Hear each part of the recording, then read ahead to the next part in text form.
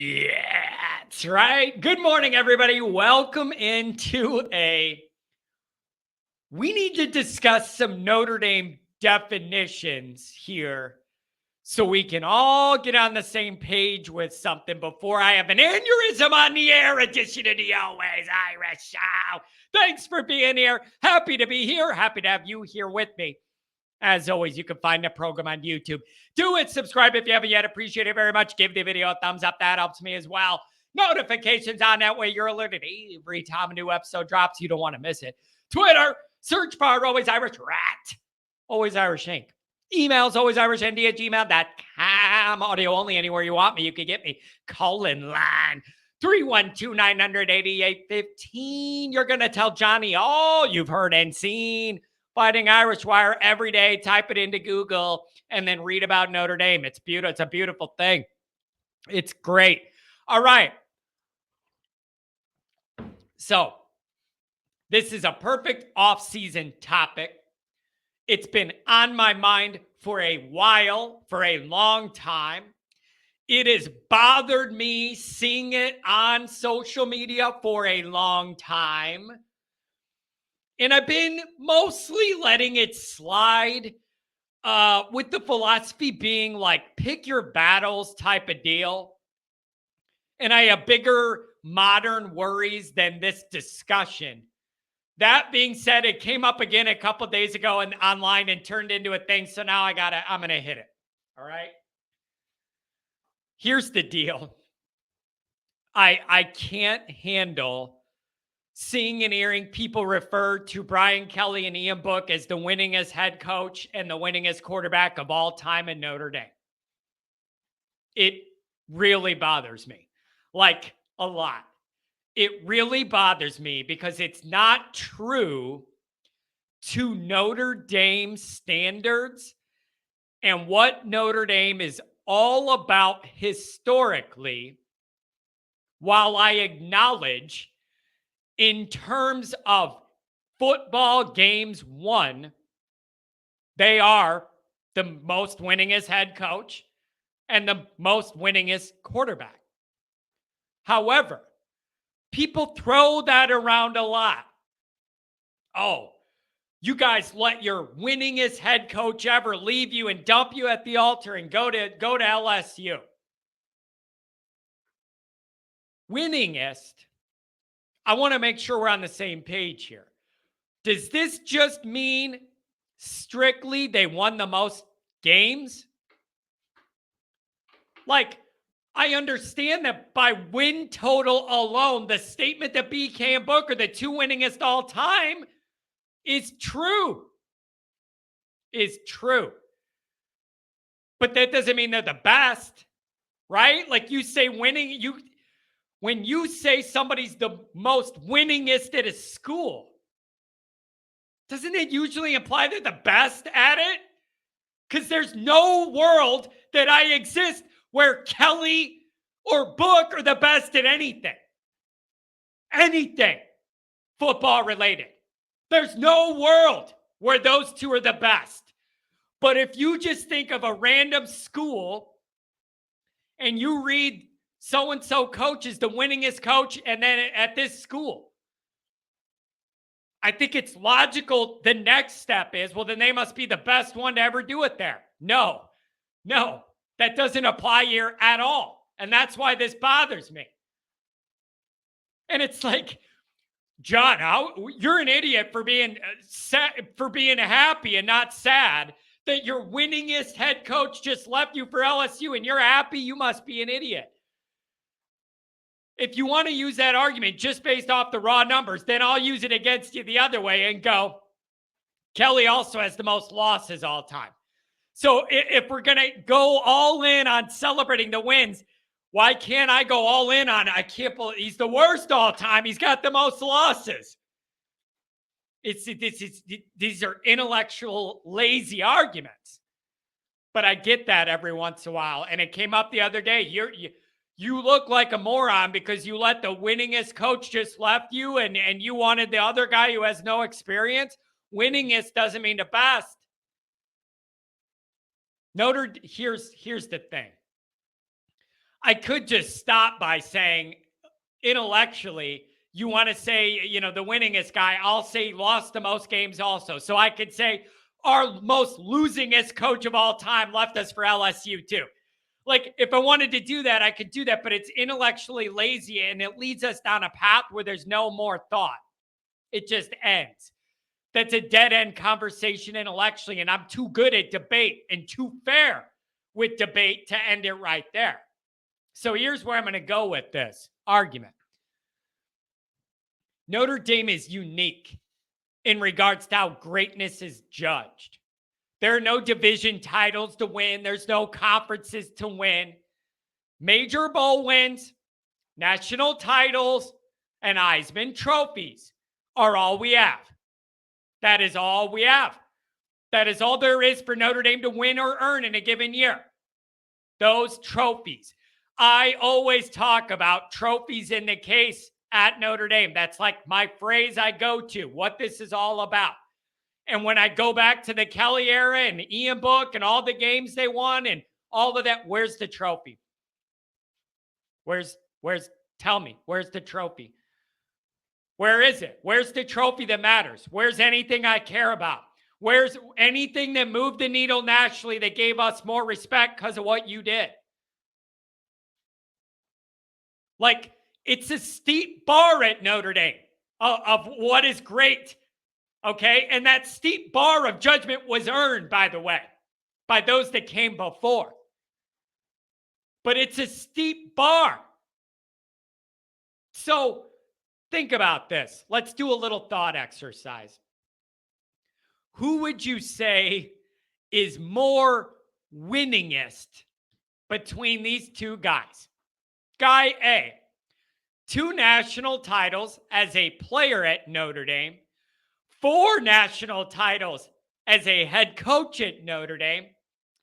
He presided over 4 Heisman winners and recruited a 5th he didn't end up fully coaching. Or Guy B won the most regular season games at Notre Dame over a decade. I think it was 11 or 12 years.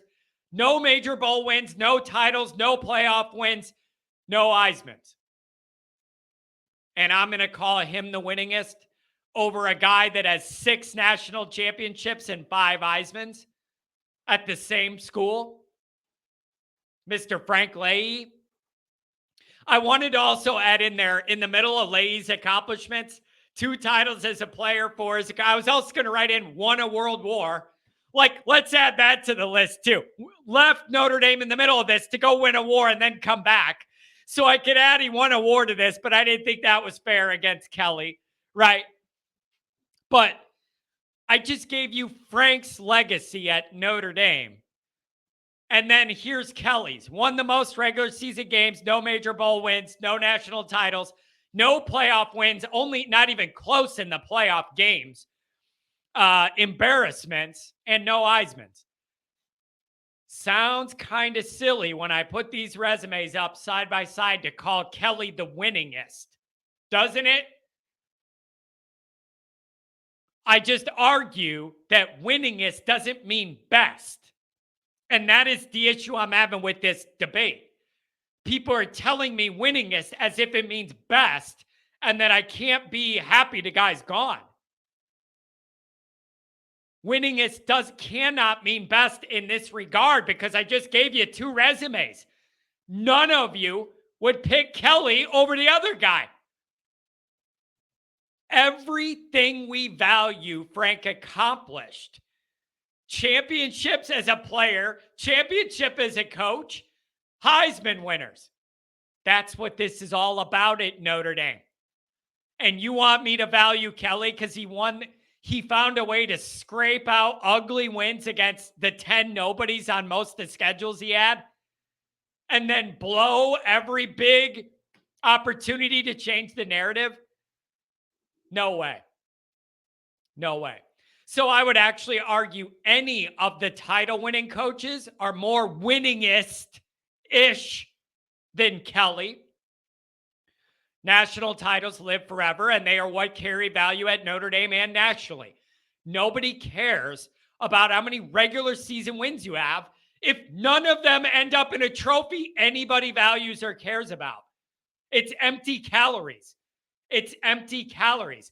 It's better than going 7-5 every year and not winning anything. I admit that. Obviously, I admit that. But ultimately, Kelly never achieved anything that is the measure of greatness at Notre Dame. He didn't come close to doing any of it. So I am just arguing winningest doesn't mean best. And if we can agree to be clear on that definition, I'm fine having this discussion. I can't deny Kelly was here a long time, won a lot of regular season games. But I'm not calling him the winningest. If you want to say he has the most individual regular season wins, write that all out. But when people say winningest, no. That would be Francis. Let's be crystal clear. That's Frankie boy. Not Kelly, never winning a bowl game. No. Out of your mind, you make that argument to me. So I would argue any of the Notre Dame national title winning coaches are more winningest-ish than Kelly because national titles live forever. One national title and then a string of 7 and 5 years after it. I'm taking over 5 years ago and 10-2, 11-1, 12-0, but you never win a bowl game that matters. Because in the annals of history, those seasons don't amount to anything. Like, I don't want to be really good a bunch of years in a row. I want to be the best. I want to be the best. Even if it's just for a short window of time. Being the best lives on forever. That trophy lives forever. I held Leon Art's Heisman Trophy this last fall. It's real. It lives forever. It glows forever. Nothing takes the shine off that. All that hardware that's in the Goog. So I appreciate winning a lot of regular season games, but it never amounted to anything that reaches close to the bar of what is defined as success in Notre Dame for a coach. Regarding quarterback, same idea in a lot of ways. By numbers, Book has the most wins. That's not debatable. He does. But that's not the nuance of the point. So yeah, Book has he's the winningest quarterback in Notre Dame, right? Again, if we're going to agree winningest doesn't mean best. But the issue is people are not agreeing on that. They're pushing back on me. So if we can agree saying winningest doesn't equal the best, I'm fine. I'm not doing this show. But that's not the argument people are making me. They're saying winningest means best. And I don't know how any Notre Dame fan could pick Kelly's roster over Frank's. Like, you're an idiot. You're an idiot. Punch yourself in the face. If you say that or tweet that to me, take your fist and then punch yourself in the face. Totally illogical and totally insulting to all of the amazing history of Notre Dame in the last 100 years, especially in the earlier part of the 1900s. Like, it's a joke. So regarding quarterback, yeah, he has the most wins. Is anybody going to tell me he's more winningest than Joe Montana winning a national title at Notre Dame? Are all of Ian Book's regular season wins padding stats against lower level Big Ten teams? Is that make him better than Joe Montana leading his team to a title? Does it? I don't think you would say it does. Is Ian Book better than any of the Heisman winning quarterbacks we've had that were anointed as the best player in the whole country and we had them? Multiple quarterbacks of ours. Any of you going to tell me Ian Book's better than any of our Heisman winning quarterbacks? Just because he stuck around longer and won a bunch of regular season games? Come on. Like, you're not being intellectually genuine, or you're intellectually deficient, one or the other. So it's just, I have trouble with this. If we're not agreeing on the definition that I said, I can't go along with any of this. You can't go into Notre Dame lore as a quarterback, losing your biggest games and winning no trophies that matter. You don't. That's not Notre Dame lore. No. Really, really good. Like, won a lot of games, exciting to watch, competitor, like warrior out there. I value everything Ian Book gave Notre Dame. But winningest doesn't mean best. I am just asking for clearer definition in this discussion to where everybody can agree with me. Winningest doesn't necessarily mean best. If I could get everybody to agree with that, we don't have to have this talk anymore. But people that are telling me by default, Kelly having the most regular season wins, he's the best. That is crazy. That tells me you have no knowledge, A, and or B, knowledge / and or respect for Notre Dame's history.